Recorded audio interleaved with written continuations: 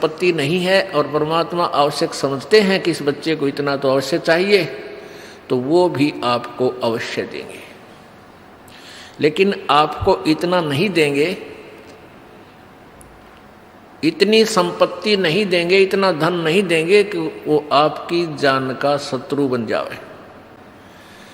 आपको कथा सुनाई थी कि एक नरसिम्हा नाम के नरसी नाम के एक मेहता सेठ थे। उसके पास इतनी संपत्ति थी कि राजा ने उसको हुंडी देने का अधिकार दे रखा था। हुंडी का अर्थ होता है जैसे बैंक होते हैं ना, बैंक, और बैंक में ड्राफ्ट बनवाए जाते हैं, तो ड्राफ्ट के पैसे जमा करा दो उस बैंक में, वो बैंक आपको कागज बना के दे देगा, आपको दूसरे बैंक में उस ड्राफ्ट के पैसे मिल जाएंगे। तो इतना सेठ था वो, पैसे वाला था कि उसकी हुंडी चलती थी। वो ड्राफ्ट बनाता था, जैसे दूर देश में व्यापारी जाते थे वो पैसा नहीं ले जा सकते थे, रास्ते में कोई चोर लुटेरे डाकू लूट लिया करते थे, वो केवल कागज ले जाते थे। वो परमात्मा ने देखा कि वो कंजूस। एक और खास बात है, जितना जिसके पास धन ज्यादा होता चला जाएगा वो उतना ही कंजूस हो जाएगा, वो दान नहीं कर सकता। और दान करेगा तो लोग दिखावा, दुनिया में दिखाने की खातिर थोड़ा बहुत कि जब भंडारा भंडूरा कर दिया, कि जब मंदिर में दे दिए 20-30 हज़ार, वो बाढ़ में जाएंगे। क्यों? वो कहते हैं गुरु बिन माला फेरते, गुरु बिन देते दान, और गुरु बिन दोनों निष्फल है, चाहे पूछो वेद पुराण। तो कहने का भाव यह कि परमात्मा ने उस नरसी जी के जो गले में वो झाड़ था, उसका दुश्मन था वो माया, वो सारी माया का दान करवाया और उस प्यारी आत्मा ने अपना सारा हिसाब लगा लिया और समर्पण कर दिया परमात्मा पे। अब फिर परमात्मा का रोल शुरू हो जाता है। जब उसकी दोती का ब्याह हुआ, पुत्र था नहीं, एक पुत्री थी, उसकी शादी कर दी थी, और उसके बाद भी धन जोड़ने की हवस उसके अंदर समाप्त नहीं हुई। तब परमात्मा ने उसकी वहाँ से वो कोड निकलवाया, वो माया खत्म करवाई परमात्मा ने। और पुण्यात्मा, हम अनजान हैं, हम केवल माया मांगने आते हैं भगवान से। पुण्यात्मा, आप केवल एक का चीज मांगो भगवान से कि साईं इतना दीजिए जिसमें कुटुंब समावे, हम भी भूखे ना रहे, अतिथि ना भूखा जावे। इसमें सारा कुछ आ गया।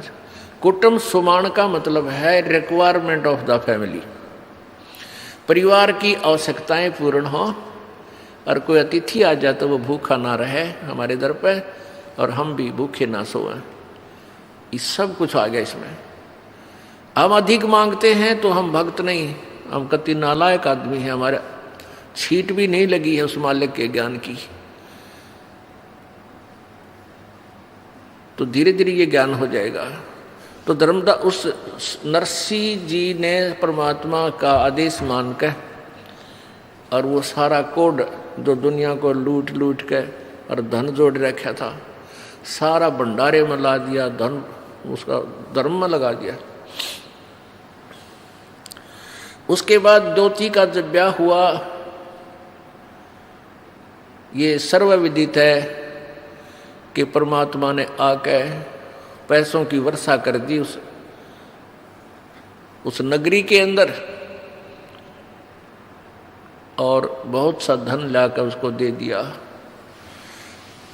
तो ये तो परमात्मा ये दिखाना चाहते हैं कि कल्पे कारण कौन है, कल्पे कारण कौन है, कल्पे कारण क्या भवे, कर सेवा निकाम, और मन इच्छा फल देऊंगा जो पड़े मेरे ते काम।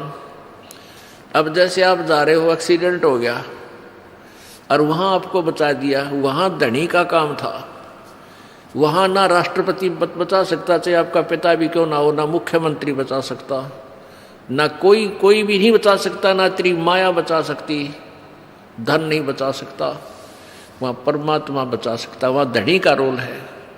कल्पे कारण कौन है कर सेवा निकाम, के बगैर किसी मनोकामना के तो पूजा कर मालिक की, और मन इच्छा फल देवेगा जब पड़े धनी ते काम, धनी तो वहाँ धनी का काम होता है।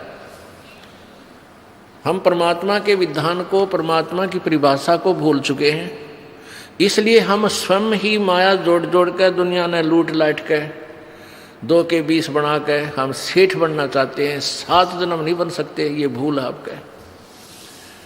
अब ऐसी ऐसी दुर्घटनाएं हमारे सामने होती हैं। परमात्मा क्या बताते हैं, राम नाम कड़ुआ लगे, राम नाम कड़ुआ लगे, ये मीठे लगे दाम, दुविधा में दोनों गए भाई, माया मिली ना राम। पुणात्मा, वैसे तो हमारे जीवन में बहुत सी घटनाएं घटती हैं और वो याद नहीं रहती इतनी। जब हम सत्संग सुनते हैं, विचार सुनते हैं, परमात्मा का विधान पढ़ते हैं, फिर वो सारी हमारे सामने घूमने लग जाती हैं। एक समय ये दास पंजाब के अंदर दूसरे संडे को सत्संग करने जाता था, दूसरे रविवार को। तलवंडी भाई एक कस्बा है छोटा सा, वहाँ हमारे पूज्य गुरुदेव जी अधिकतर रहते थे। उनकी सतलोक गवन के उपरांत यह दास कुछ दिन वहाँ सत्संग करने जाया करता दूसरे रविवार को। तो वहाँ एक बुढ़िया की मृत्यु होगी, उस बुढ़िया का शोक व्यक्त करने के लिए वो हमारे गुरुजी के जो सेवक थे, उनका कोई रिलेटिव वहाँ आया तलवंडी भाई कस्बा में। जैसे शुक्रवार को आया, शनिवार को वो जाने लगा शाम ने 2 बजे के बाद। तो उन्होंने समझाया कि आप आज रुक जाओ, सह परिवार था वो, कल सत्संग होगा और 10 बजे 9 बजे सत्संग शुरू होता है, 2 घंटे सत्संग होगा, 11 बजे फ्री हो जाओगे, फिर चले जाना, सत्संग सुनो। आपने सत्संग, वो कहता हमने सुन रखे हैं सत्संग, हम भी भक्ति करते हैं। तुम्हारे भक्तों ने कहा परमेश्वर कि तुमने सत्संग बहुत सुने होंगे, पर ये सत्संग भी सुनकर देखो एक बार। तो उसने क्या क्या कहा कि वहाँ मेरी एक पार्टी आवेगी जिससे मैंने अनुबंध करना है, उसके साथ मेरा एक कंप्रोमाइज वो होना है, कॉन्ट्रैक्ट होना है, कोई सौदा करना है, और उसमें मुझे 5 लाख रुपए का बेनिफिट होगा। 5 तो कम से कम है। तो उस आने वाली पार्टी की तैयारी करवानी है वहाँ जाकर। यानी कब आएंगे कि कल रविवार को आएंगे वो 2 बजे 2-3 बजे शाम को। तो हमारे भक्तों ने उसके रिश्तेदारों ने, तलवंडी भाई वालों ने कहा कि 11 बजे फ्री हो जाओगे और यहाँ से 3 घंटे का रास्ता है चंडीगढ़ का, तुम पहुँच जाओगे, फिर कर लियो। कहने लगा नहीं आपको नहीं मालूम मेरे बिजनेस का, मेरे पास समय नहीं है, फिर देखूँगा। वो वहाँ से चल पड़ा, शाम को 4 बजे ही चला।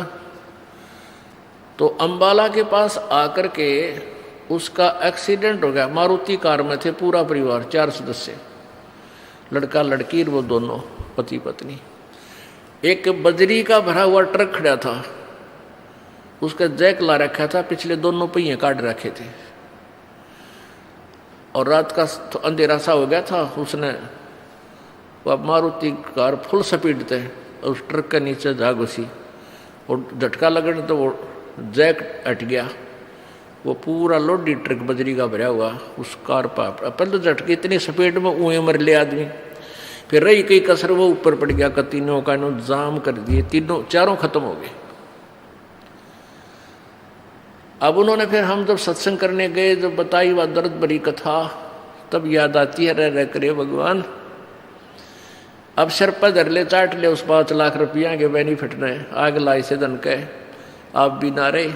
और जय मालिक की शरण में ये कहे तो मान जाते, सुन जाते, हो सकता है उनकी वह बला टल जाती। राम नाम कड़वा लागे मीठे लागे दाम, और द्विधा में दोनों गया माया मिली ना राम। और आगे क्या होगा इनके संग में? फिर पीछे तू पसवा की जय दीजे गद्दा बैल बनाई, ये 56 भोग कहाँ मन बोरे कि तकुरडी चुरने जाई। अब तो मनुष्य शरीर है, जब चाहे खाना खा ले, लड्डू खावे, जलेबी खावे, सेब संतरे खा ला, और फिर भगवान की भक्ति ना करने से, देखो भक्ति तो और भी कर रहे हैं लेकिन वो शास्त्र विरुद्ध है, उसका भी यूज कति नहीं, कोई लाभ नहीं। सत भक्ति पूर्ण संत से लेकर भक्ति करने से ही लाभ होता है। तो आगे फिर जो कष्ट इनके ऊपर आएगा वो पहाड़ से भी दुख भारी होगा। किते कुत्ता बनेगा, किते गधा बने, किते सुअर बने। आप देखते हो किसी कुत्ते के खाज लगी है, किसी की दोनों टांग टूट रही है। एक बार ये दास अपने, पहले थोड़े भगत थे, घर घर जाते थे, रात को वहीं रुकते थे, वैसे समझाया करते थे। रोहतक के अंदर ये दास अपने भगत के यहाँ रुका हुआ था। सुबह वक्त से उठकर मैं सैर सपट्टे को निकल गया। उस शहर के अंदर ही खाली प्लाट पड़े थे, वहाँ सड़क सी बना रखी थी, कॉलोनी काट रखी थी। सड़क पर घूमने के लिए गया तो वहाँ मैंने निशान देखे, जैसे 2 निशान ऐसे रेत के अंदर सड़क के साथ साथ निशान से पड़ते जा रहे थे कंटिन्यूसली। तो मैंने पहले मेरे ध्यान में आया, सोचा कि भाई ये क्या, किस चीज़ के निशान हो सकते हैं। ये सोचता सोचता चल भी रहा था, उधर देख भी रहा था। आगे थोड़ी देर चलते क्या देखा कि एक कुत्ता जिसकी ढूढ़ी डगरी यानी पिछला हिस्से को पैरालाइसिस हो रहा, बैक साइड को, और अगले अगले पैरों से चल रहा है और पीछे वाले पैरों को ऐसे घिसराता हुआ घिसरते चल रहे हैं। और मुझे निकट देखकर रोने लग गया, चिल्लाने लग गया, चा चा। वो किसी ने लठ मार दिया उसके, और लठ मारने से उसकी सांकड़ी निकल गई पिछली, वो हड्डियाँ टूट गई। अब उसने सोचा ये मारेगा मेरे, ट्या ट्या। मैं तो और थोड़ी दूर से निकल कर नीचे कर दे, उससे दूर गया, मुखार तरह कर। तो पुण्यात्माओं अब याद आती हैं, क्योंकि पहले तो हम भी आंडी पाके अंडा थे, बेरा नहीं था या बिजली गिरेगी। अब को दुखी प्राणी दिखाई देता है, कालजा धक धक करने लग जाता है। ये भगवान, या दुर्गति मारी भी तैयार थी अगर आपकी रजा ना होती अपने दास पे। तो पुण्यात्माओं अब आप बालक नहीं रहोगे। पहले तो बालक थे, अनजान बच्चे थे, ना जाने के जुल्म कर देते थे, हम कर सकते थे भाई, जैसे दारू पीवे हैं, मांस खावे हैं, बकरा काट दिया है तेरा, इसी से बड़ा जुल्म और क्या होगा। गऊ काट देते हैं। तो ये जुल्म हम से डरते नहीं थे, अब डर लगने लगा कि ये पाप है, अपराध है। तो क्या बताते हैं कि वो जो पैसा तो रहा नहीं, जो जोड़ जोड़ कर दुनिया लूट लूट कर दरिया था, और आगे के बनेगी। अब परसों चौथे समाचार पत्र में आया है कि यहाँ हिसार के अंदर एक आई हॉस्पिटल था, उसका डॉक्टर अपने बच्चे को एडमिशन दिलाने के लिए जा रहा था या आ रहा था। तीन थे एक कार में, तीनों मर गए एक्सीडेंट में, पत्नी, वो और उसका बेटा। पुण्यात्माओं, हम डरते नहीं, हमारा भय नहीं होता। क्यों नहीं होता? क्योंकि हमने ये याद नहीं कि हमारी भी ऐसी कभी ना कभी टिकट कटेगी। और डर होगा जब हम ज्ञान से परिचित हो जाएंगे, परमात्मा के विधान से। अब उस प्राणी ने जो भी, कोई भी, हम भी इसी स्थिति में समझो। अब उसने बहुत बढ़िया हॉस्पिटल बना रखा था, खूब धंधा कर रहा था, और आज वो पैसा भी ना रखे थे, बहुत अच्छा हॉस्पिटल चल रहा था उसका, वेल नोन था वो। तो कहने का भाव ये है कि हम सबके साथ न्याय बनेगी, ना जाने कब बिजली गिर जाएगी। जो नहीं मरे वो इन्होंने सोचा हम मरा को नहीं बे, हमारी नंबर नहीं आवे, क्या वो डॉक्टर साहब ये सोच कर गए थे हम मरांगे राम है? वह भी न सोच कर गए थे कि बच्चे की एडमिशन करा के आएंगे फिर आकर अपना हॉस्पिटल संभालेंगे। अब कौन संभालेगा भगवान जाने। किसी और नहीं मजाएंगे कि तो पशु बनेंगे, पक्षी बनेंगे, वह माया रहेगी जो की। तो परमात्मा हमें याद दिलाते हैं, आजा बंदे शरण राम की फिर पाछे पछतावेगा भाई। आजा बंदे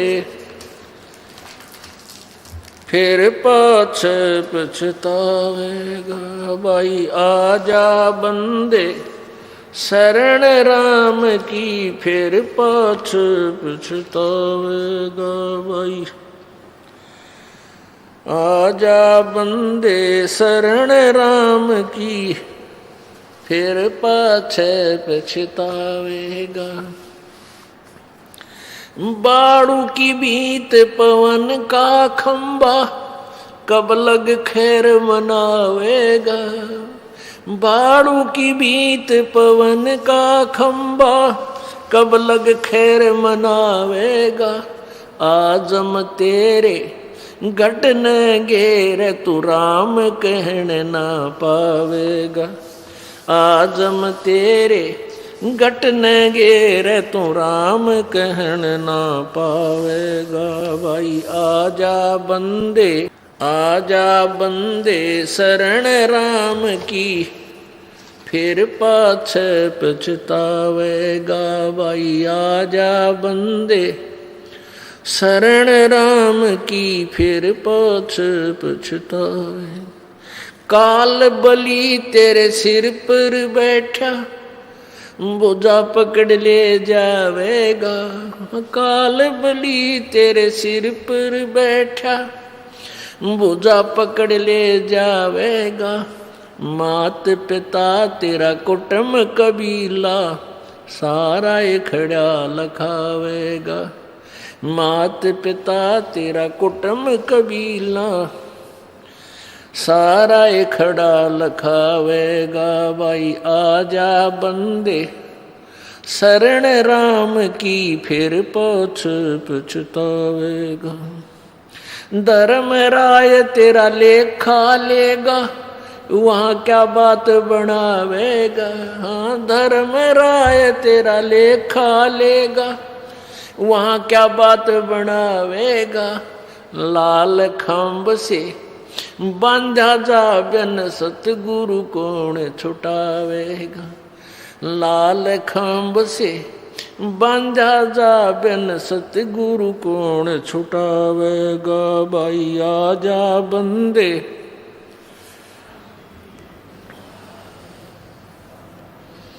हाँ भाई आजा बंदे शरण राम की फिर पाछे पछतावेगा। दिया लिया तेरे संग चलेगा ये धरा ढक्या रह जावेगा। दिया लिया तेरे संग चलेगा धरा ढक्या रह जावेगा। कह कबीर सुनो भाई साधु करनी के फल पावेगा। कह कबीर सुनो भाई साधु करनी के फल पावेगा भाई। आजा बंदे शरण राम की फिर पाछे पछतावेगा भाई। आजा बंदे शरण राम की फिर पाछे पछतावेगा। सत साहिब। अब इसमें ये बताना चाहा कि आजा बंदे शरण राम की और नहीं तो फिर पाछे पछतावेगा। और फिर क्या बताते हैं कि बालू की भीत पवन का खंबा। बालू की भीत दीवार जैसे बालू रेत है उसको क्या करते हैं थोड़ा सा भेकर गिल्ला करके गारसी बना के और थोड़ी बना लेते हैं ऐसी डोल सी। तो वो इतनी कच्ची होती है इतनी अस्थाई होती है कि कोई पशु लात मार दे तो गिर जा। हवा तेज चल पड़ी तो स्कोरिंग होकर उस उड़ जा, वर्षा आ गई तो वो वर्षा से ही वो सारा खत्म हो जाए।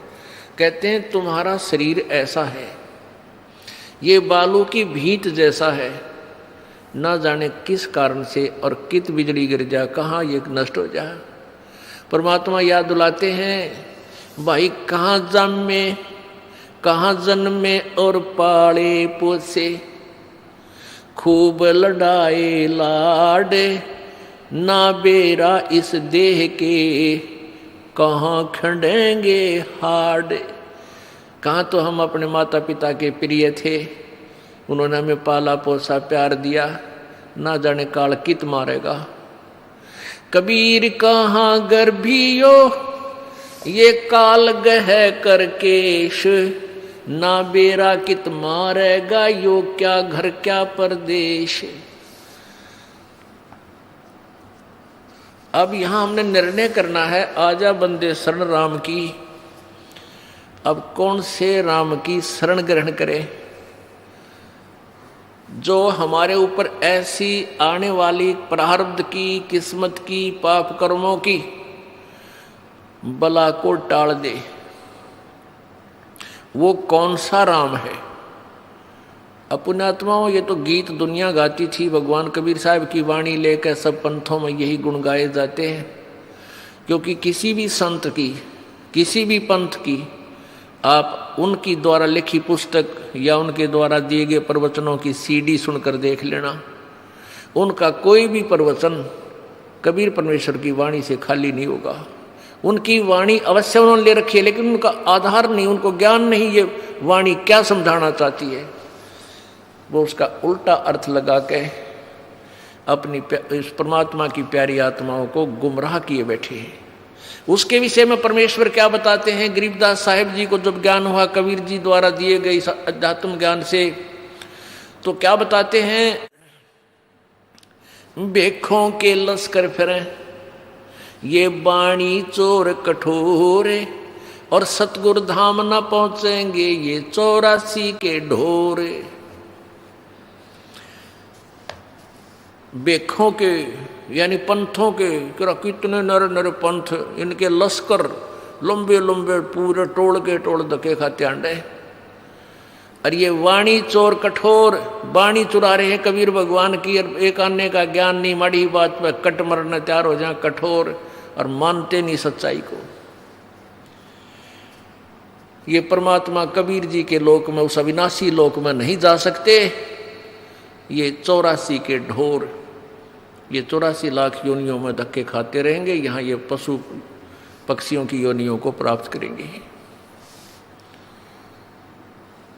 तो अब हमने कौन से राम की शरण ग्रहण करनी है वो निर्णय दिया जाएगा। पुण्यात्माओं कहते हैं संत शरण में आने से आई टले बला, और जय मस्तक में सूली होवा काटे में टल जा। अब कई भक्त क्या होते हैं, जैसे किसी ने नाम ले लिया, उपदेश ले लिया, किसी ने महीना हो गया, 2 महीने हो गए, 6 महीने हो गए, साल भर हो गया, 2 वर्ष भी हो गए, और वो देख रहे हैं कि हमें कोई विशेष लाभ नहीं हो रहा। अब विशेष लाभ क्या होता है उनकी दृष्टिकोण में? वो विशेष लाभ कैसे देखते हैं कि 1-2 साल के अंदर ही हमारे पास अच्छी गाड़ी हो, क्योंकि महाराज जी के दूसरे भक्तों के पास ऐसी सुविधाएं हैं। लेकिन ये भी देखो कि उनको समय कितना हो गया है। परमात्मा, देखो ध्यान रखना, परमात्मा के स्मारक पर रुकना आपके लिए बहुत कठिन है। कठिन इसलिए है कि आपको ज्ञान नहीं, और समाज वो ज़्यादा है जो अज्ञान से परिपूर्ण है। वो संत और भक्त भी बहुत गणे हैं जो अज्ञान से परिपूर्ण हैं। तो इस पर रुकने के लिए आपने रह कर सत्संग सुनना पड़ेगा। सत्संग से आपको ना जाने कौन सी बात ऐसी, कौन सी गोली, यानी गोली मीन टैबलेट औषधि, कौन सी औषधि और जख्म पैदा लगा ठीक कर दे। अब जैसे परमात्मा कहते हैं धीरे धीरे रे मना धीरे सब कुछ हो, माली सींचे सोगड़ा ऋतुआएं फलो। एक आम का पौधा लगाया है, आज आपने आम का बीज दिया, 15-20 दिन में तो उसका अंकुर फूटेगा, फिर धीरे धीरे बड़ा होगा, उसकी सिंचाई करते रहो। कहते हैं एक आम के पेड़ को परिपक्व करने के लिए सैकड़ों घड़े पानी डालता है माली, तब जाकर वो पेड़ बनता है। और जब पेड़ बन जाता है समय आने पर ही उसको फल लगेगा। तो ऐसे ही आपने ये राम नाम का बीज, वो सत भक्ति आम का पौधा यानी सच्चा नाम रूपी ये मंत्र प्राप्त हुआ है। इसके विषय में आप समझ लीजिए कि धीरे धीरे रे मना धीरे सब कुछ हो, और माली सींचे 100 घड़ा फल, ऋतु आए फल हो। इतना विश्वास रखना इस मालिक पर, क्योंकि इस दास का बहुत ही, इस परमात्मा का के विषय में बहुत ही अच्छा अनुभव है। और कोई उद्देश्य नहीं आपको मिसगाइड करने का, केवल सच्ची सच्ची बताने का मेरा फर्ज है। एक भी बात में फर्क नहीं पाओगा, लेकिन समय लगेगा आपके लिए वो सिद्ध होने में। अब एक समय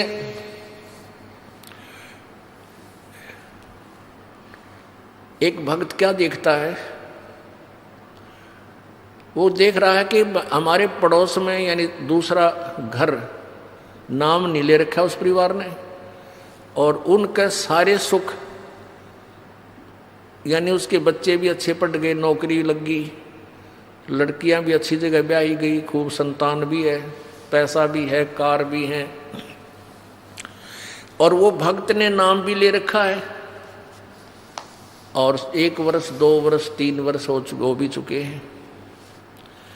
अब वो क्या देखता है कि भी हमने नाम भी ले रखा है और फिर भी छोटी मोटी कोई हानि लाभ हमें होता ही रहता है, और ये कुछ भी नाम भी नहीं लेते, ना ले रहे ना दान करते हैं, सारा दिन ताश खेलते हैं, शराब पीते हैं, टीवी इनका फुल स्पीड पर चलता है, सारे गाने गुने सुनते हैं, सारे ठाठ इनके।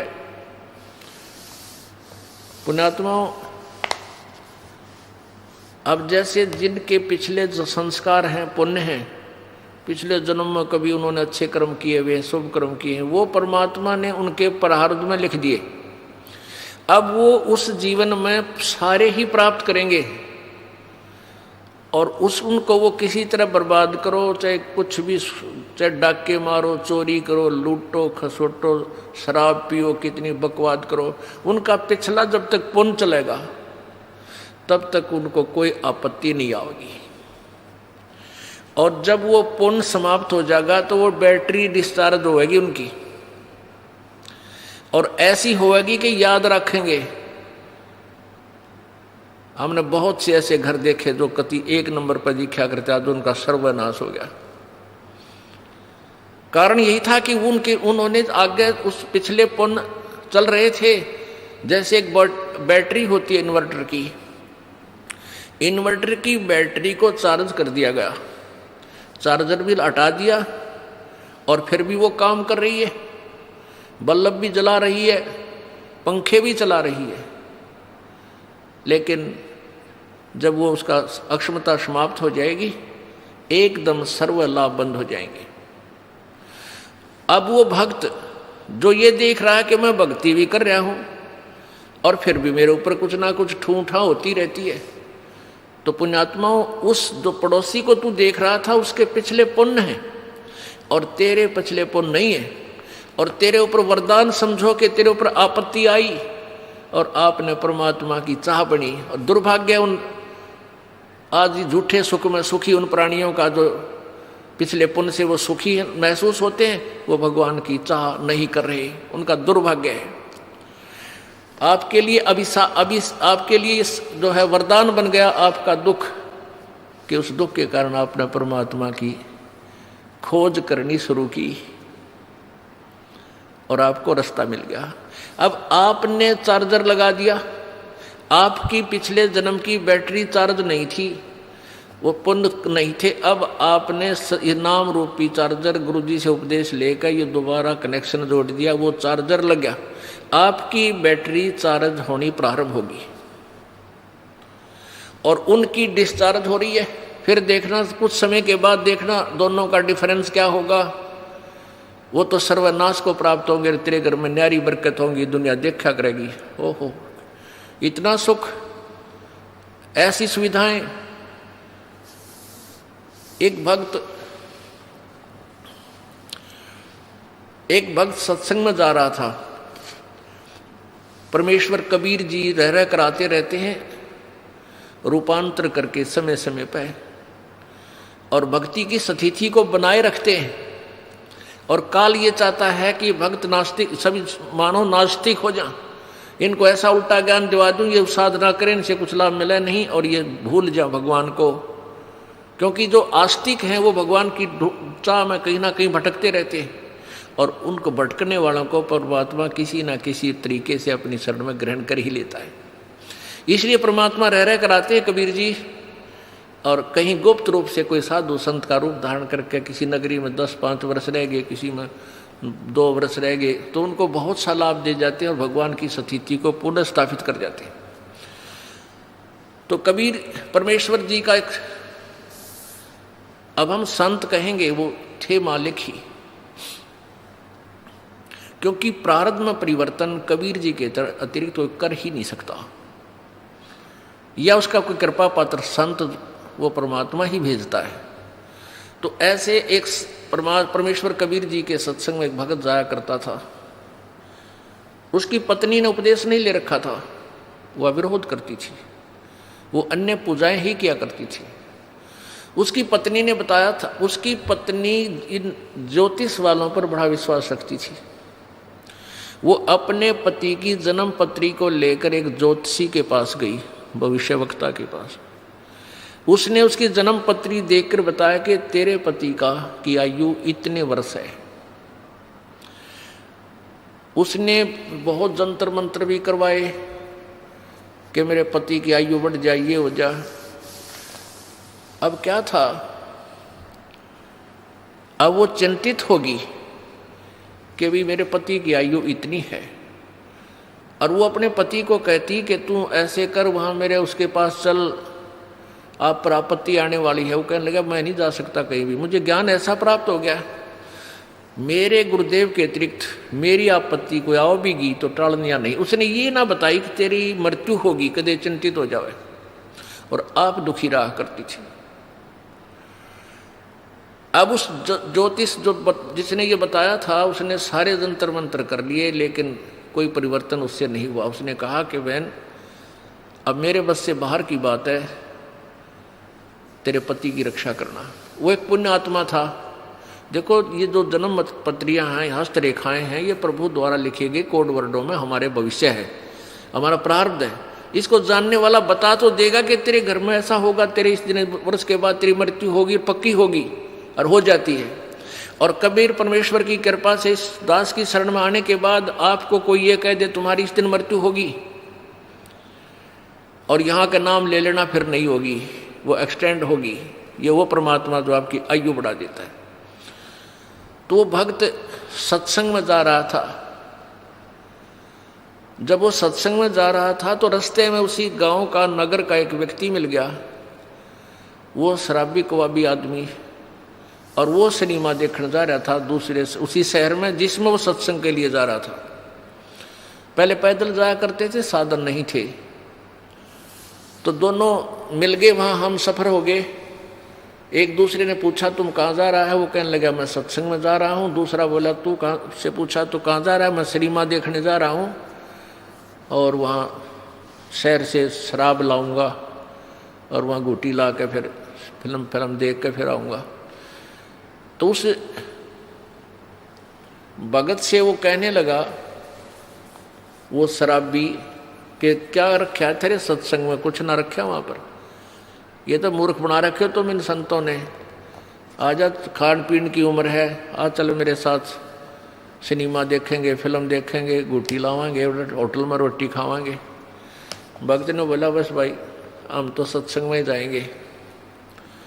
काफ़ी बात चलती रही, कहता रहा कुछ ना दे रहा भाई, देख हमारे ठाठ देख ले, और कुछ ये सब बकवादे हैं, ये उम्र कौन सी भक्ति करने की है, तो जवान पड़ा है, बुढ़ापे में देख लिए। पर वो नहीं माना भक्त। तो उधर चलते चलते वो रास्ते में उन्होंने पेशाब करने की इच्छा होगी दोनों को, एक राइट साइड में रास्ते से पेशाब करने चलेगा, एक लेफ्ट साइड में। जो शराबी कबाबी था वो पेशाब करने गया तो वहाँ क्या देखा, उसने देखा कि वर्षा हो चुकी थी। वर्षा के बाद कुछ मिट्टी हट गए, एक मटका था घड़ा छोटा सा, और उसमें देखा झांक के हाथ हटा हटू का मिट्टी, तो उसमें सोने की ईंटें मिली। छोटी छोटी ईंटें होती थी 100-100 ग्राम की सोने की ईंटें, पहले छोटी ईंटें होती थी, वो 4-5 मिल गई उसने। यानी 4-5 का मतलब आधा किलो सोना, किलो आधा किलो सोना।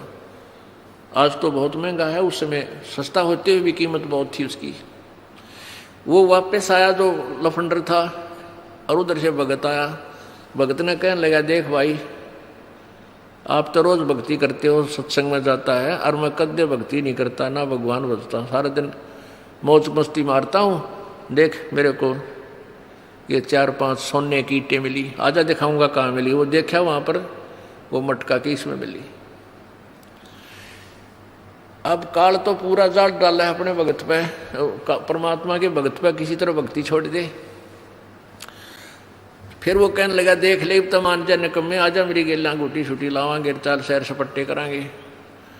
उस भगत के दिल में थोड़ा सा कच्चापनता आ गया, थोड़ा सा। और वो चलते चलते क्या था, चल रहे थे और रास्ते में उसके पैर में कांटा लग गया। ये बातें क्योंकि उसका ध्यान बट गया थोड़ा सा, वो कांटा लग गया और कांटा लाग के अंदर ही टूट गया। अब उसने सोची, वो कह रहा, देख अब क्या करी रक्षा तेरे गुरुजी ने, यू कांटा भी लग गया तेरे। कहने का भाव है कि काल ने अपने पूरी जाल डाला, लेकिन वो भक्त टस से मस लिया। उसने सोचा, भाई गुरुजी से आज या फाइनल बात पूछूंगा मैं, या तो बहुत उल्ट से बात होगी। भाई मैं भक्ति भी कर रहा हूँ, आप पर समर्पण भी हूँ, और मेरे ऊपर मैं घर में कोई बरकत सी भी ना दिखती, और ये सारे उल्टे काम कर रहे। देख ने सोना भी मिल गया निकम्मे ने, और भाई सारे ठाठ कर रहा। तो ये मन में सोच के गुरुजी के पास आ गया। अब गुरुजी ने पूछा, बेटा क्या बात है, बहुत उदास नजर आ रहा है। वो कहने लगा, गुरुदेव वैसे तो आपके दास को आपके ज्ञान में कोई त्रुटि नजर नहीं आती, हो सकता है मुझ दास में कोई त्रुटि हो जिस कारण से मैं आपसे लाभ प्राप्त नहीं कर पा रहा। प्रभु वो सारी कहानी बताई कि परमात्मा एक नंबर का निकम्मा आदमी हमारे गांव का है, दारू वो पीवा, बकवाद सारी करे, फिल्म देखा, वो मैंने रास्ते में मिल गया, और उसको रास्ते में एक सोने की 4-5 ईंटें मिली, आधा किलो सोना, और मेरे पैर में कांटा लग गया। उसने मुझे बहुत डगमग करने की चेष्टा की, गुरुदेव हम भी जीव हैं, मेरे भी मन में थोड़ा सा खोट पैदा हो गया, मुझ पापी पर रक्षा दया करो दाता, ये क्या कारण है। तब उसने बताया, बेटा आज तेरी मृत्यु होनी थी, आज के बाद तेरा जीवन नहीं था, और वो निकम्मा अपना पिछली बैटरी चार्ज कर रहा था, वो अभी खर्च रहा है, बर्बाद कर रहा है, उसके पास भविष्य में कुछ नहीं होगा। बेटा तेरी उम्र बढ़ गई, तेरे आज फाइनल तेरी फैसला था। आज कहते हैं द्वार धनी के पड़ा रहे, धक्के धनी के खा, और 100 काल जखजोल ही पर द्वार छोड़ नहीं जा। आज जब तू डगमग हो जाता, तेरी शाम पूरी नहीं होती, तू खत्म हो जाना था। आज तू पड़ा रहा, सच्चे दिल से लगा रहा, तो तू बच गया। अब वो अपने गुरुजी की एक एक बात पर विश्वास किया करता था। वापस आ गया घर ने, काटा कूटा वहाँ कटवा दिया, भगता निकाल दिया। अपनी पत्नी से आके कहने लगा कि आज मेरे गुरुदेव ने ये बताया कि आज मेरी मृत्यु होनी थी, और गुरुजी की भक्ति से, उसके नाम से, उनके आशीर्वाद से आज मेरा जीवन बच गया। उसकी पत्नी ने उसी समय उसको कहा कि सचमुच तेरे गुरुजी पूर्ण परमात्मा है। यो जन्म पत्री ले रही थी, कि मैंने दिखाई थी एक जन्म पत्री कि इस वर्ष में तेरी मृत्यु थी, और मैंने सारे जंतर मंत्र करवा लिए थे। उस मेरे जिसके पास मैं जाती थी, उसने लास्ट में हाथ खड़ा कर दिया था कि मेरे बस की बात नहीं तेरे पति को बचाने की, और मैं बहुत चिंतित थी, रोया करती भगवान पड़कर भगवान के आगे। तो उसकी पत्नी ने भी उपदेश लिया, और वो बालक का फिर उन बच्चों का पूर्व अच्छा जीवन रहा, काफ़ी लंबी आयु उसको प्राप्त हुई। तो इस प्रकार हमने अपने परमात्मा के ज्ञान पर ये विश्वास रखना पड़ेगा। इसमें थोड़ा धीरज धैर्य की आवश्यकता है, जल्दी नहीं मचावे।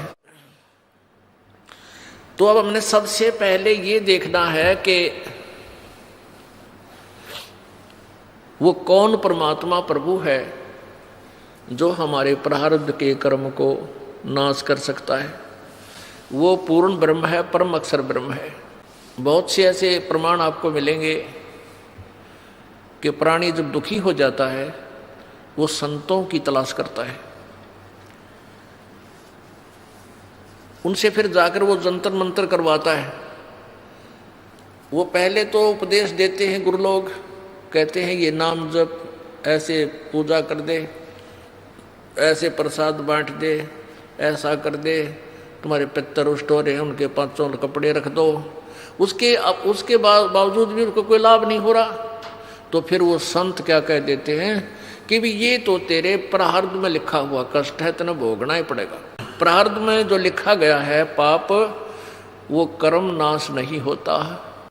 अब वो पुण्यात्मा जो दुखी था, वहाँ सुख की आशा लेकर गया था, वहाँ से उसको लाभ नहीं मिला। ये जवाब मिल गया 2 वर्ष 3 वर्ष के बाद। फिर वो दूसरे संत के पास जाता है। वो दूसरे संत के पास भी उसकी यही क्रिया शुरू होती है, ऐसा कर दे, वैसा कर दे, ऐसा कर दे, नो बोल दे, ये जाप कर ले, इतना जाप ये कर ले, और फिर भी लाभ नहीं होता। फिर वो तीसरे के पास जाता है, फिर चौथे के पास जाता है, और अंत में नास्तिक हो जाता है। अब नास्तिकता क्यों पनप गई हमारे समाज में?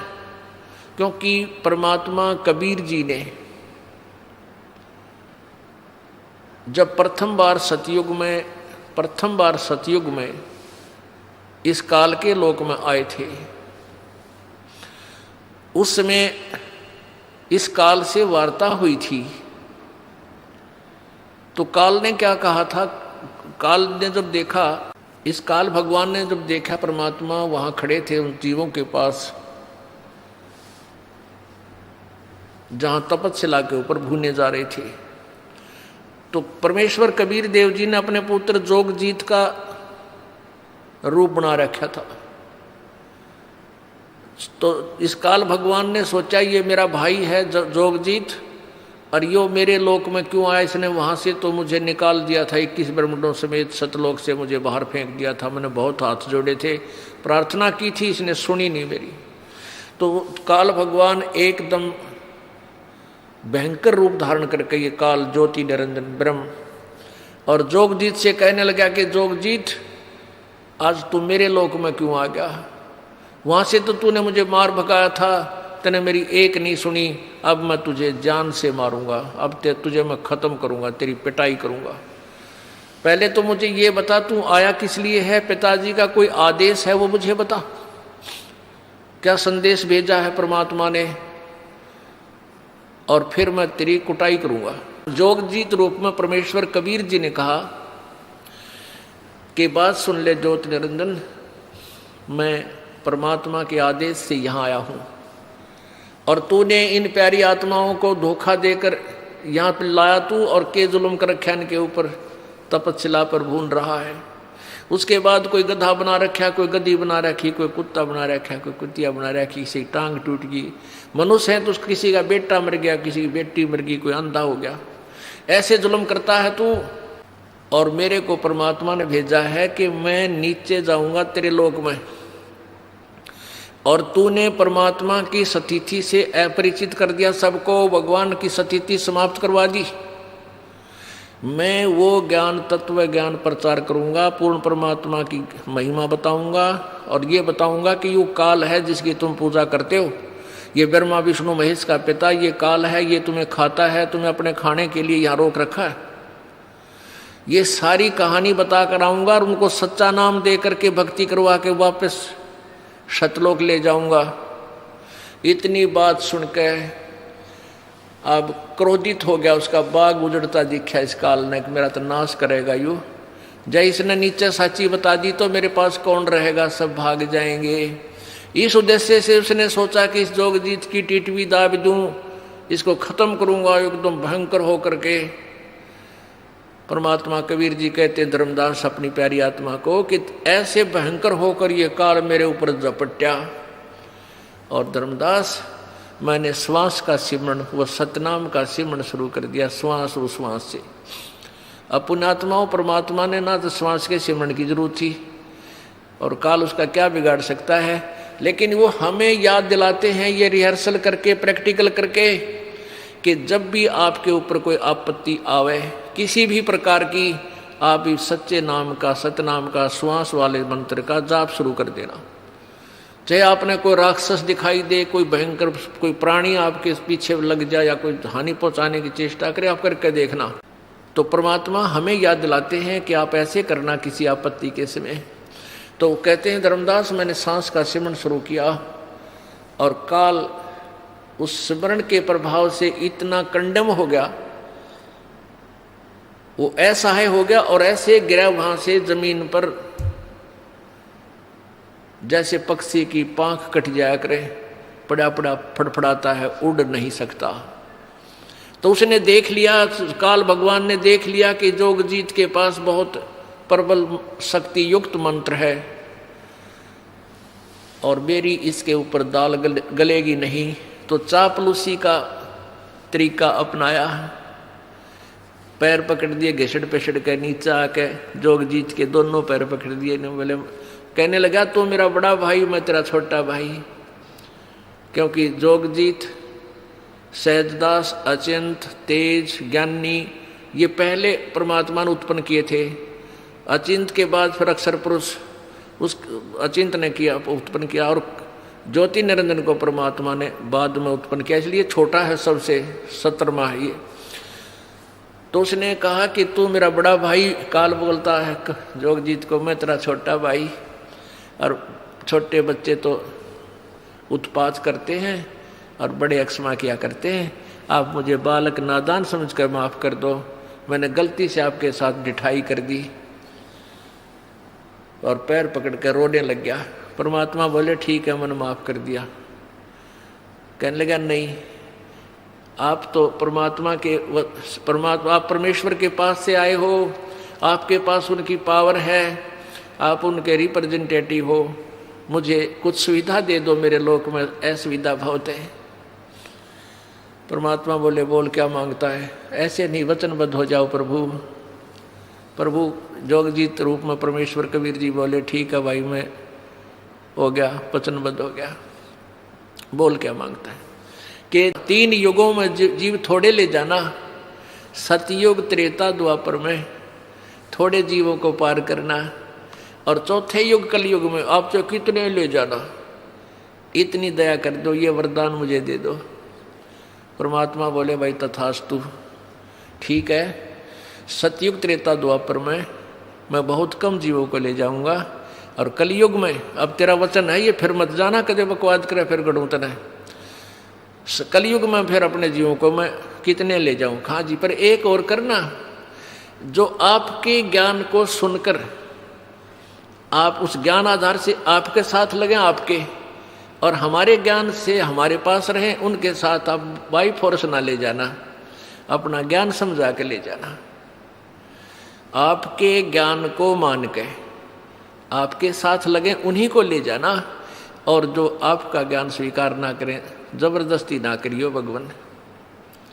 अच्छा भाई ठीक है, परमात्मा को पता था सारा कि ये बात ऐसा ही करूँगा और ऐसा ही संभव होगा। तो उसने कह दिया ठीक है। 1-2 और ऐसे ही वचन थे वो मांगे, परमात्मा ने सारे तथास्तु कर दिए।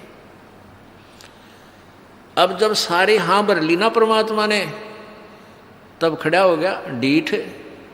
जैसे इस भस्मागिरी ने पहले तो पूजा करे था भगवान शंकर की, और उल्टा नीचे सर ऊपर पैर करके, जब भगवान शंकर ने वचनबद्ध होकर भस्म कड़ा दे दिया, जब ने बोला बोले शंकर होशियारी तो न देखूंगा, शंकर जी को मारने के लिए उसके पीछे पड़ लिया। और तेरी पत्नी ना अपनी पत्नी बनाऊंगा, तुझे खत्म करूंगा, बोल शंकर की जय। शंकर आगे आ गया, शंकर जी भागे आगे, पीछे पीछे चला। तो यहाँ ऐसा है, अब शंकर जी तो उससे डर के बाज लिए, अब परमात्मा वहां खड़े हैं, उसका बकल तार दिया काल का, वहां गिर गया चक्कर खा के। तो फिर परमात्मा से उसने कहा, खड़ा हो गया एकदम, अगजा जोगजीत, बेशक नीचे के लोकों में चले जाना। और जब कलयुग आवेगा ना, कलयुग, उस समय इन सभी प्राणियों को उल्टी, वैसे तो सतयुग से ही शुरू कर दूंगा इनको उल्टा ज्ञान देना, उल्टे यानी शास्त्र विरुद्ध साधना पर आरूढ़ कर दूंगा, और देवल मंदिर पूजा, देवी देवताओं की पूजा पर आरूढ़ कर दूंगा। और कलयुग के अंदर तो ऐसा कर दूंगा इस प्राणी को, ये भक्ति के योग नहीं रहेगा। अब आप देख रहे हो कितने विकार भर गए हमारे अंदर, बीड़ी, शराब, मांस, तम्बाकू, दुनिया भर के। अब धर्म जो न्यारे बने थे, अलग अलग धर्म बने, हिंदू धर्म बना, मुसलमान ईसाई धर्म बना, मुसलमान धर्म बना, सिख धर्म बना। ये धर्म धार्मिकता के आधार पर हुए थे कि पुराने वाले धर्मों में त्रुटि आई तो दूसरे धर्म अलग से, जैसे सब बुराइयों से हटाकर वो अलग से स्वच्छ समाज तैयार किए गए थे।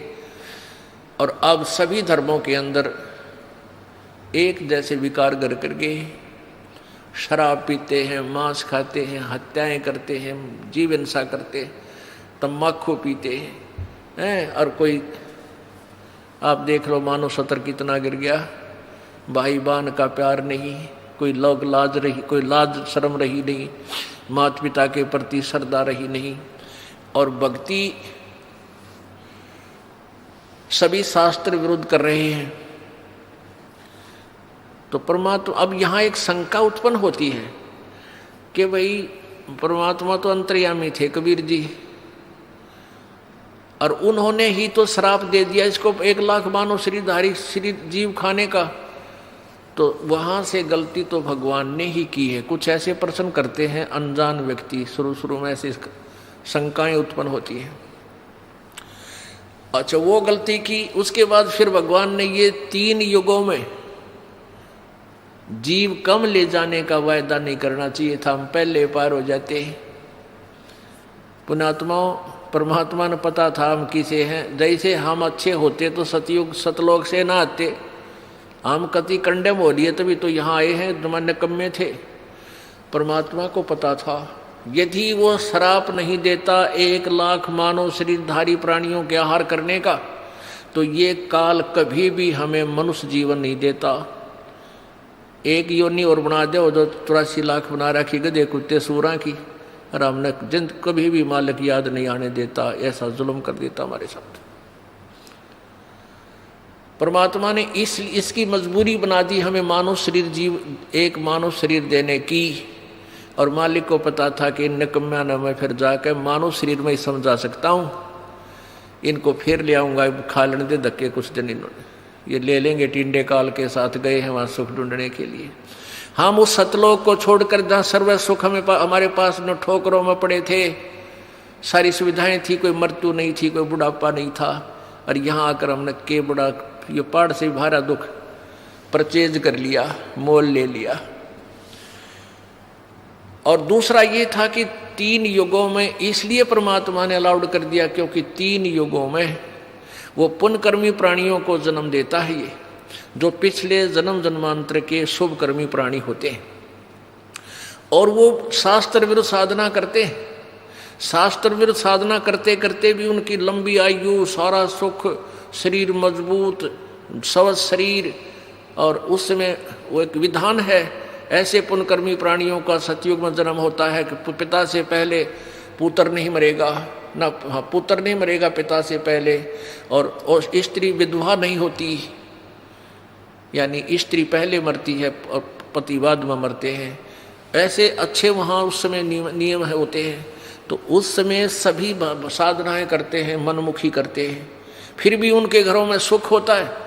तो वो परमात्मा कबीर जी आते रहते हैं 4 युगों में, लेकिन वो कतई नहीं सुनते भगवान की, उल्टा विवाद करते हैं। 4 युगों का इतिहास है, आप इसमें पढ़ सकते हो, आध्यात्मिक ज्ञान गंगा में इस दास ने पूरी विस्तार से भर रखा है। ऐसे ही त्रेता युग के अंदर भी प्राणी ज़्यादा दुखी नहीं होते, उनके पुण्य कर्मों से उनको समय समय पर लाभ मिलता रहता है। तो ये सोचते हैं कि हम जो पूजा करें इसी से हमें लाभ मिला। और द्वापर युग में भी ये प्राणी इतने कष्ट में नहीं होते जितने वर्तमान में। इतनी बीमारियां गिनती नहीं। वैज्ञानिक एक रोग के ऊपर कंट्रोल करने की चेष्टा करते हैं, इतने दूसरा चार हो जाता है। पहले अक्षय रोग था, उस पर कंट्रोल किया तो कैंसर हो गया। कैंसर का भी 10-2% को सहारा मिला तो आगे से एड्स शुरू होगी। और तेरा गजब, एक तो एक आगे नई बीमारियां, किसी का कोड लग गया, किसी का किसी प्रकार की तकलीफ, किसी का बेटा मर गया, किसी का पूरा परिवार नष्ट हो गया। अब कलयुग में इसलिए परमात्मा ने कहा था कि मैं अपने बच्चों को कलयुग में संभालूंगा। आइए अब हम उन श्रद्धालुओं के अनुभव जानते हैं जो जगत गुरु तत्वदर्शी संत रामपाल जी महाराज जी से दीक्षा प्राप्त कर चुके हैं तथा उनके द्वारा बताए गए भक्ति मार्ग पर चल रहे हैं। बहन जी नमस्कार। सत साहिब जी। क्या नाम है जी आपका? मेरा नाम परमीत कौर चंडोक है। परमीत जी कहाँ से आए हैं आप? मैं मुंबई से आई हूँ, महाराष्ट्र से। क्या करते हैं आप? मैं टीचर हूँ CBSE स्कूल में। संत रामपाल जी महाराज से कब जुड़े आप? मैं 2013 में संत रामपाल जी महाराज से जुड़ी हूँ। संत रामपाल जी महाराज से आप 2013 में जुड़े हैं। इससे पहले भी आप कोई साधना करते होंगे। आप पहले क्या साधनाएं करते थे? जी मैंने बहुत सारी भक्ति साधना की है। जैसे कि मैं महाराष्ट्र में रहती हूँ तो मैंने जितने भी देवी देवता हैं महाराष्ट्र में उन सब की भक्ति की है। और फ्रॉम चाइल्डहुड लाइक मैंने 3 इयर्स की एज से टिल 20 इयर्स तक मैंने भक्ति साधना की है। और मैंने सारे देवी देवताओं की भक्ति की है। गुरुद्वारे में हम जाते थे, गुरुद्वारे की भक्ति की है। आपने संत रामपाल जी महाराज से नाम दीक्षा ली। आपने पहले किसी साधु संत से नाम दीक्षा ले रखी थी? जी सर, आपने बहुत इंटरेस्टिंग सवाल किया है। मैंने ऑल ओवर महाराष्ट्र के, ऑल ओवर इंडिया के बहुत सारे साधु संतों से भक्ति की है। जैसे कि आसाराम महाराज है, सुधांशु जी महाराज है, निर्मला देवी है, और कलगी फाउंडेशन करके एक चेन्नई में बहुत बड़ा फाउंडेशन है, वहाँ पर किया है। और मैंने सुधांशु जी महाराज से भी 2 साल सतपाल जी महाराज के पास से भक्ति ली है। और मैंने गोरक्षनाथ के रिलेटेड एक महाराष्ट्र में संत है तो उनसे नामदान लिया है। और मैंने ऐसा कोई साधु संत नहीं छोड़ा, छोटा बड़ा। जसवीर सिंह ऐसा ही करके एक संत है, उनके पास भी गए थे। तो मैंने टोटल 9-10 संतों से भक्ति ली है। इतने सारे साधु संतों से आपने नाम दीक्षा ली है, उसके बाद आपने संत रामपाल जी महाराज से नाम दीक्षा ली। इतने सारे साधु संतों से आपने नाम दीक्षा ले रखी थी, भक्ति आप पहले कर ही रहे थे, तो फिर संत रामपाल जी महाराज की शरण में आने का कोई विशेष कारण? जी बहुत बड़ा कारण था कि मेरी मम्मी जो थी उसको बाहर की प्रेत बाधा थी। तो जैसे कि मेरे पिताजी के जो फ्रेंड थे उन्होंने ही उनके ऊपर एक उनका काम बंद हो जाए, और ये मेरी बातें सुने इसलिए उन्होंने बाहर की कुछ क्रिया कर रखी थी, बाहर की कुछ करनी जैसे बताते वो कर रखी थी। तो जैसे ही वो किया तो उससे मेरी मम्मी इतना परेशान हो जाती थी कि उसको वो तकलीफ़ होने के बाद में न वो खाना बना पाती थी, न वो कुछ कर पाती थी, तो वो बिल्कुल हेल्पलेस हो जाती थी। तो उसके बाद फिर मेरे पिताजी का काम एकदम ज़ीरो हो गया। उसके बाद हमने सोचा कि हमें किसी ने बताया कि आप गुरुओं के पास जाओ, एक संत बनाओ, गुरु बनाओ। तो मेरे पिताजी ने सबसे पहले आसाराम महाराज के पास गए हमको लेकर। उन्होंने बोला पूरी फैमिली जाओ, ये भक्ति लो, नाम करो। हम आसाराम महाराज के पास गए। सबसे मेन कारण था हमने वहाँ पर 5 साल भक्ति की है। उन्होंने जो भी बताया, मेरी मदर ने, हम सब ने, पूरी फैमिली ने नाम लिया है। 5 साल हमने आसाराम महाराज जी के पास किया है, लेकिन वहाँ से मेरी मम्मी को कोई लाभ नहीं हुआ। तो मेरी मम्मी को बहुत ज़्यादा बाहर की बाधा पीड़ा की तकलीफ़ थी। और मेरे पिताजी का काम डे बाय डे ज़ीरो हो गया था। मैं 8th स्टैंडर्ड में थी, मेरे पढ़ाई का खर्चा एवरेज हाई लेवल पे चल रहा था। मेरा एक ब्रदर था, उसका भी पढ़ाई का खर्चा बहुत हाई था। तो हम ये सब एक्सपेंसेस एफोर्ड नहीं कर पा रहे थे।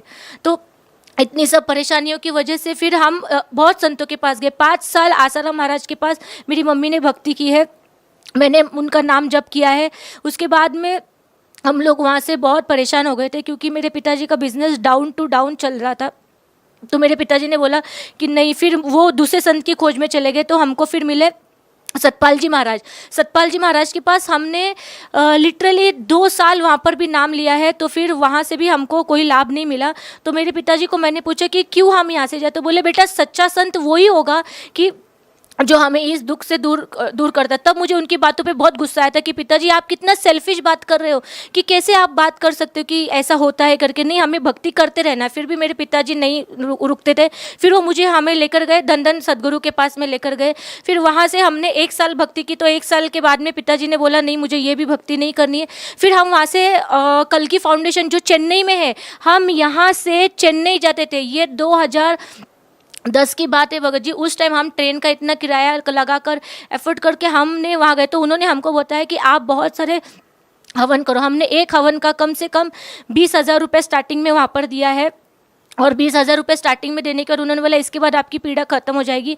ये भी नहीं हुई। फिर हमने उनसे रिक्वेस्ट की कि मेरी मम्मी की हालत बहुत ख़राब थी उस टाइम पे, उसकी तबीयत हम देख नहीं पा रहे थे। तो वो बोलते थे कि नहीं, आप इसके बाद और एक यज्ञ कराइए। तो हर एक नारियल भी देते थे ना, वो तो 2,000 का पड़ता था हमें। तो वो 2,000 का नारियल भी हम बहुत मुश्किल से कर्जा लेकर एफोर्ड नहीं कर पाते थे। बट मुश्किल में हमने बहुत सब कुछ किया। वहाँ से वो लेकर आने के बाद भी मेरी मदर की हालत बहुत ख़राब होती थी। फिर मैं जब 10th स्टैंडर्ड में चली गई, ये करते करते तो फिर पिताजी का बिज़नेस टोटली स्टॉप हो गया था। फिर हमने सोचा कि अब अगर हमें यहाँ से लाभ नहीं हो रहा है तो हमने फिर गुरुद्वारे जाना चालू कर दिया, क्योंकि तब हमारे पास पैसे ही नहीं बचे कि हम किसी संत के पास जाएं। और हर संत के पास जाना होता था ना, तो किराए के अलावा हमें बहुत सारा पैसा जोड़ना पड़ता था। तो जो हम कर्जा लेकर ऑलरेडी कर्जा भी बहुत चढ़ चुका था हमारे ऊपर। इतने सारे साधु संतों से आपने नाम दीक्षा ली और भक्ति की। कहते हैं कि गुरु बनाना बहुत ज़रूरी है, भक्ति करना बहुत ज़रूरी है। आपने गुरु भी बनाया, भक्ति भी की, लेकिन लाभ नहीं मिला। क्या कारण मानते हैं कि आप लोगों ने गुरु बनाया, भक्ति की, लेकिन लाभ नहीं मिला? सर, ये बहुत हमारे लाइफ का बहुत सैड पार्ट था कि देखिए, मैंने 20 साल, आप एक बच्चे को पूछ लीजिए वो टीनेज में क्या करता है, वो संडे को खेलता है। मैंने टिल 20 ईयर्स मैं सब साधु संतों के पास जाती रही हूँ। और मेरे पिताजी मुझे भी साथ लेके जाते थे क्योंकि मम्मी की हालत ख़राब होती रही। तो उस टाइम पे मैंने बहुत कुछ फेस किया। मैंने ये साधु संतों का ऐसा बिहेवियर फेस किया है ना कि जो I can not explain, but I have taken a practical experience. मैंने प्रैक्टिकल एक्सपीरियंस किया है कि जब कोई मजबूर होता है, उसको तकलीफ होती है और वो अज्ञान होता है, उसको उस सिचुएशन से बाहर आने का कोई जरिया नहीं होता है, तो ये साधु संत कैसे उनका बेनिफिट लेते हैं। इन्होंने हमें जो जो भक्ति बताई हमने वो किया। अगर हमारे पास पैसा नहीं था, हमने कर्जा लाकर ये सब भक्ति का पूरा किया है। उनका जो भी डिज़ायर था, पैसे जितने भी मांगे हमने उन्हें दिए। साधु संतों को छोड़ के जो लोकल, जब हमारे पास पूरे पैसे लॉस्ट हो गए तो हमने बाकी साधु संतों जो छोटे छोटे लेवल के होते हैं, 500, 100, 200 रुपये, वहाँ पर भी जाके हमने काफ़ी इलाज करवाया। तो इनके पास है ना, ये भक्ति ही नहीं है कि जो हमें ये दुखों से बाहर निकाल सकती है, न तो इनके पास वो शास्त्रों का ज्ञान है जो हमें आज हमारे पिछले जन्मों के कर्मों से हमको बाहर निकाल सकती है, और न इनके पास वो सच साधना है जो आज मानव को इस दुख से बाहर निकाल सकती है। तो ये साधु इतने संत थे, इनके पास अगर सत भक्ति होती तो मुझे हमें 7-8 गुरुओं के पास जाने की क्या ज़रूरत थी। बहन जी, आप विभिन्न संतों के पास गए, आखिर आपकी समस्या क्या थी कि आपको इतने सारे संतों के, महंतों के, इतने सारे बाबाओं के आपको चक्कर लगाने पड़े? आखिर आप लोगों को समस्या क्या थी? सर, ये जो परेशानी थी, जो हमारी बाहर की जो तकलीफ़ जो मेरी मम्मी को होती थी, तो जब हम उनके पास जाते थे, मैंने सतपाल जी महाराज के पास गई हूँ। उन्होंने मुझे जो नाम दिया है, तो वो नाम आज संत रामपाल जी महाराज बताते हैं कि ये ऐसा ऐसा नाम है। मैंने वहाँ पर प्रैक्टिकली वो नाम का जप 2 साल किया है। आसाराम महाराज जी ने जो नाम मंत्र हमको दिए थे, जो सरस्वती मंत्र हमको दिया था बचपन में, वो नाम मैंने 5 साल तक किया है। और गोरक्षनाथ के पास 7 मंत्रों का जाप दिया था, जो मैं 108 की माल मैं करती थी। मैं आज आपके सामने एक लाइव एग्जाम्पल हूँ कि मैंने इतने गुरुओं के पास जाकर इतनी भक्ति की है। उन्होंने जो साधना दी है वो मैंने प्रैक्टिकली की है। मैं किसी भी संत के पास फेक बात नहीं कर रही हूँ। मैं खुद का सेल्फ एक्सपीरियंस आज बता रही हूँ आपको कि मैं उनके पास जाकर मैंने इतने years 20 years of my life मैं उनके पास गई हूँ, 2-2 साल मैंने उनके साथ रहकर वो भक्ति की है जो उन्होंने दी है। और ये मैं खुद एक्सपीरियंस करके आई हूँ कि वहाँ पर क्या, मैंने खुद उनका प्रचार भी किया है कि ये संत है, आप इनके पास जाओ। तो वो मैंने जो प्रचार किया वहाँ पर, उस भक्ति से मुझे लाभ नहीं हुआ। तो फिर आपको कैसे आराम मिला? आपकी जो सारी बाधाएं थी, वो जो परेशानियां थी, कैसे ख़त्म हुई फिर वो सारी परेशानियां? तो जब हम संत रामपाल जी महाराज के पास पहुँचे तो मेरी मम्मी ने पापा जी से कहा कि पापा ने मेरे पूछा कि आप संत रामपाल जी महाराज से आज हमने नाम ले लिया है, तो क्या आज आपको तकलीफ़ फिर से हो रही है? तो मम्मी ने बोला यहाँ तो नहीं हो रही, हम घर जाके चेक करेंगे हो रही है कि नहीं।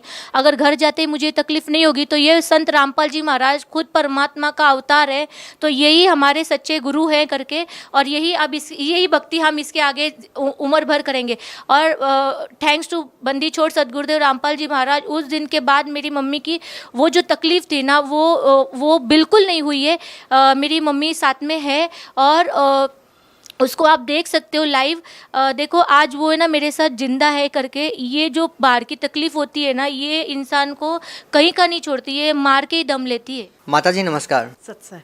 आपकी बेटी जो अनुभव हमारे दर्शकों के सामने जो साझा कर रही है, क्या वास्तव में ही आपको ये परेशानियां थी? क्या वास्तव में ही आपने हिंदुस्तान के सभी संतों के पास जाकर अपनी बीमारी का इलाज करवाना चाहा? जी हाँ, मुझे भूत बाधा की तकलीफ़ थी।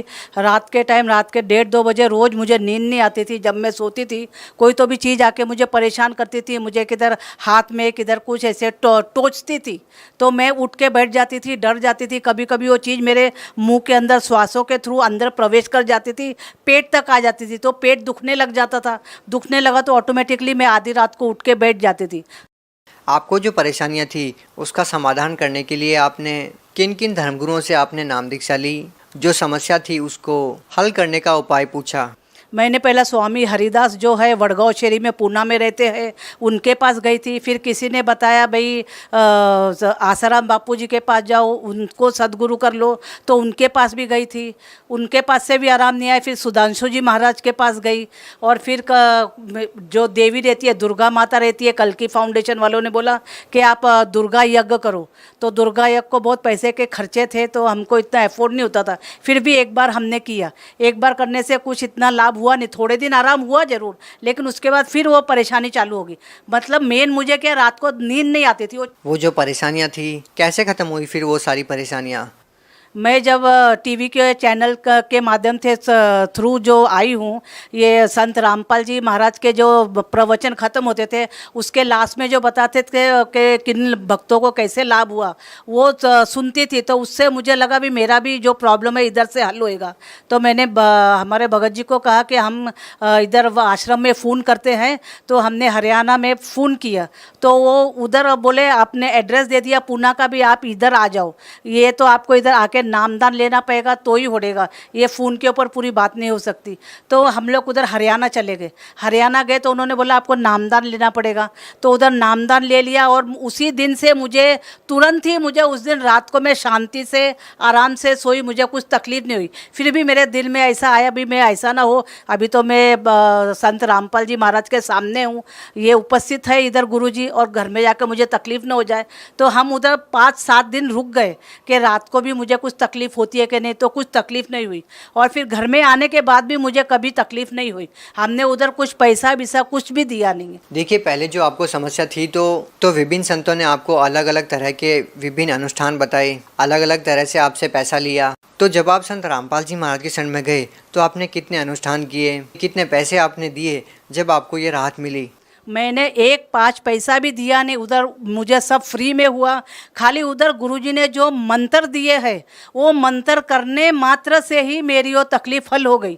उन्होंने जब लाइन में लग के आशीर्वाद दिया, हालांकि मैंने उनको बताया भी नहीं था भाई मुझे ये तकलीफ़ है, लेकिन वो तो अंतर्यामी है, वो तो परमात्मा है, वो तो स्वयं जानते हैं भाई मेरे बच्चे को क्या तकलीफ़ है, वो स्वयं ही जान गए। उन्होंने मुझे आशीर्वाद दे दिया और मैं ठीक हो गई। आपने हिंदुस्तान के उन सभी नामी गिरामी संतों से नाम दीक्षा ली जो आज के दिन टीवी चैनलों पर प्रसिद्ध हैं, लाखों लोगों का प्रतिनिधित्व करते हैं, लेकिन आपकी माताजी की जो भूत प्रेत की बाधा थी वो किसी भी संत से दूर नहीं हुई। आपकी ज़िंदगी में जितने भी कष्ट थे वो किसी भी संत से दूर नहीं हुए।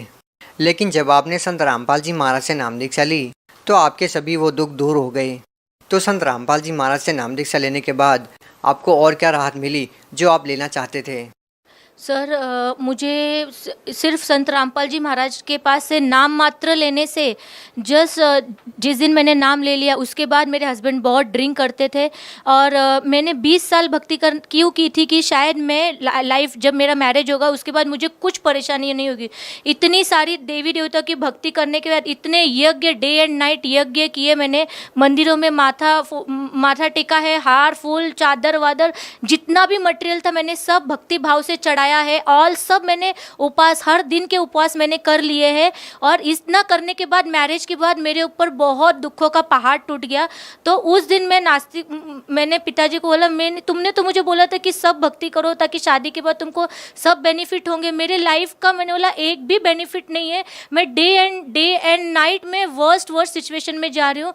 मेरे हस्बैंड बहुत ड्रिंक करते थे। वो ड्रिंक की वजह से उनका बहुत बार एक्सीडेंट हो गया है। उनका बिजनेस टोटली लॉस में गया और मेरे 2 छोटे बच्चे थे। मैं होमलेस हो गई। वो बिजनेस इतना लॉस में गया और 4 व्हीलर बिक गई। मैं रेंट के घर पे रहने के लिए आई। मैंने बोला इतना भक्ति करने के बाद इतने दुखों में कोई नहीं जी सकता है। मैंने सब मंदिरों में जाना स्टॉप कर दिया था और मैं कुछ भी नहीं करती थी।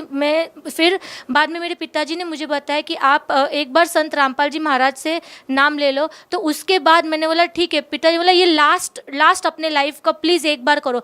जब मैंने संत रामपाल जी महाराज से नाम लिया विदिन 6 मंथ मैंने संत रामपाल जी महाराज को नहीं बताया था कि मेरे हस्बैंड इतना ड्रिंक करते। उन्होंने 6 महीने के अंदर उनको प्रेरणा हुई, वो खुद आए, उन्होंने नाम लिया। आज उनकी 6 महीने के अंदर मेरे हस्बैंड की ड्रिंक छूट गई। उसके बाद 1 साल के अंदर मेरा बॉम्बे में फ्लैट बन गया है। मेरा खुद का फ्लैट बना है। आज मुझे परमात्मा ने बहुत बड़ा घर दिया है। 3 इयर्स के बाद मुझे कार मिल गई है। मेरा बिजनेस आज टॉप इस पे फ्लो हो रहा है। स्पेयर पार्ट का हमारा बिजनेस है। आज इतना बिजनेस हमें अच्छा। मेरे 2 बच्चे थे, कंटिन्यूस बीमार होते थे, हॉस्पिटलाइज करना पड़ता था उन्हें। आज दोनों बच्चे मेरे बहुत स्वस्थ थे, पैसों का खर्चा नहीं है और उस दिन के बाद मेरे हस्बैंड का कभी एक्सीडेंट नहीं हुआ।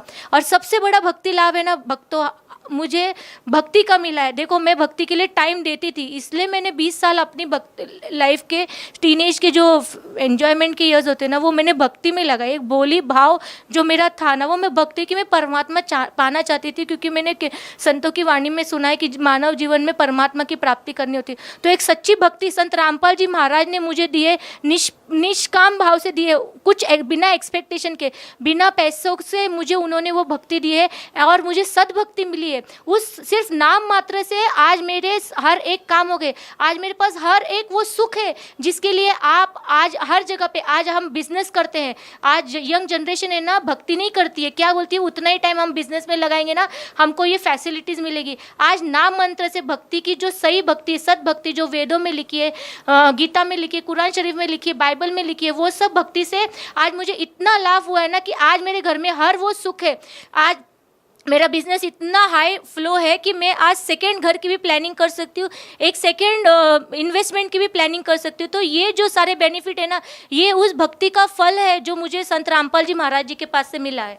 बहन जी, आपके जीवन में ऐसा मोड़ आया कि आपका जो जीवन था वो ऐसे कगार पे था कि जो आपकी जीवन रेखा थी वो समाप्त होने वाली थी। आपकी ज़िंदगी में आपको कोई भी आशा की किरण नज़र नहीं आ रही थी। हिंदुस्तान के सभी संतों को आपने खंगाल कर देख लिया, आपको कोई राहत नहीं मिली। उसके बाद आप संत रामपाल जी महाराज के शरण में जाते हैं और आपके जीवन में एक नया सवेरा आता है। आपकी माताजी को आराम होता है, आपको गवर्नमेंट जॉब मिलती है, आपको सरकारी नौकरी मिलती है, आपके पति नशा छोड़ देते हैं और आपका जो जीवन है वो खुशियों से भर जाता है। उसके बाद आप देखते हैं कि उस संत के ऊपर बहुत सारे आरोप लगते हैं और उनको जेल में डाल दिया जाता है। कैसा लगता है आपको ये सब देख करके?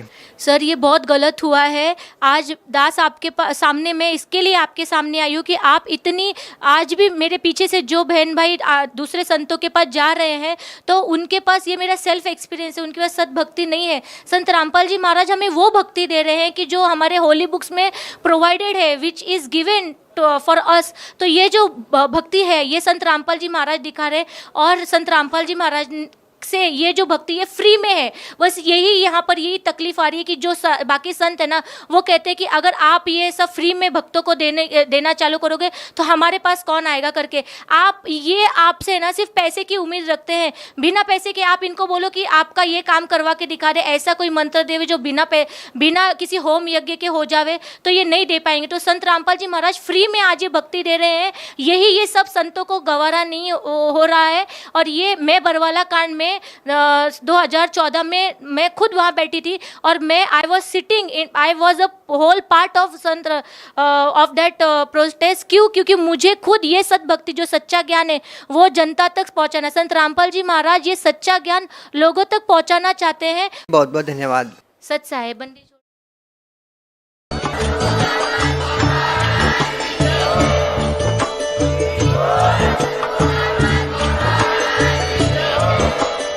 आप सुन रहे थे जगत गुरु तत्वदर्शी संत रामपाल जी महाराज जी के मंगल प्रवचन। अधिक जानकारी के लिए विजिट कीजिए हमारी वेबसाइट www.jagatgururampalji.org।